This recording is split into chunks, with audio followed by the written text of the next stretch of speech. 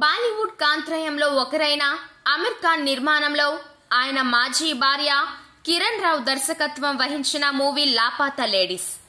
ఈ సినిమా అరుదైన ఘనత సాధించింది. ఈ మూవీ 2025 ఆస్కార్ కు ఇండియా నుంచి ఎంపికైంది. ఈ విషయాన్ని తాజాగా ఫిల్మ్ ఫెడరేషన్ ఆఫ్ ఇండియా అధికారికంగా ప్రకటించింది. ఇదిలా ఉంటే 2 రోజుల క్రితం ఓ ఇంటర్వ్యూలో కిరణ్ రావు మాట్లాడుతూ తమ చిత్రం ఆస్కార్ వేదికపై మన దేశానికి ప్రాతినిధ్యం వహిస్తుందని జోష్యం చెప్పారు. తమ సినిమా ఆస్కార్ కు వెళ్లాలనేది తనతో పాటు చిత్ర యూనిట్ కోరిక అని కూడా తెలిపారు.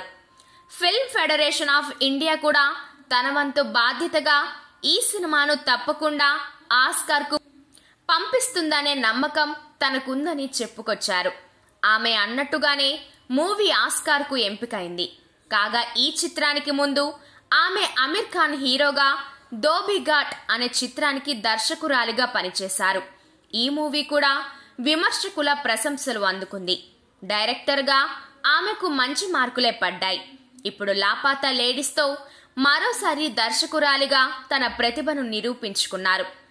కిరణ్ రావు ఏకంగా ఆస్కార్ స్థాయి చిత్రాన్ని తెరకెక్కించడం విశేషం. ఇక మార్చి 1వ తేదీన విడుదలైన లాపాతా లేడీస్ బాక్సాఫీస్ వద్ద మంచి విజయాన్ని అందుకుంది. ఈ సినిమా ఇప్పటికే పలు ప్రతిష్టాత్మక అవార్డ్స్ ను సొంతం చేసుకుంది. అలాగే సుప్రీంకోర్టు ఆవిర్భవించి 75 ఏళ్లు అయిన సందర్భంగా కూడా కోర్టు అడ్మినిస్ట్రేట్ వేడుకల్లోనూ ఈ మూవీని ప్రదర్శించడం జరిగింది. లాపాతా లేడీస్ స్టోరీ ఇదే.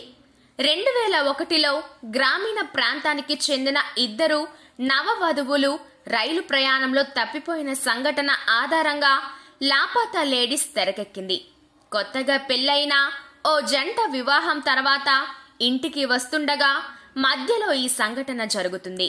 కానీ ఈ విషయం తెలియని వరుడు తన భార్య అనుకొని వేరే వ్యక్తి భార్యను ఇంటికి తీసుకువచ్చేస్తాడు.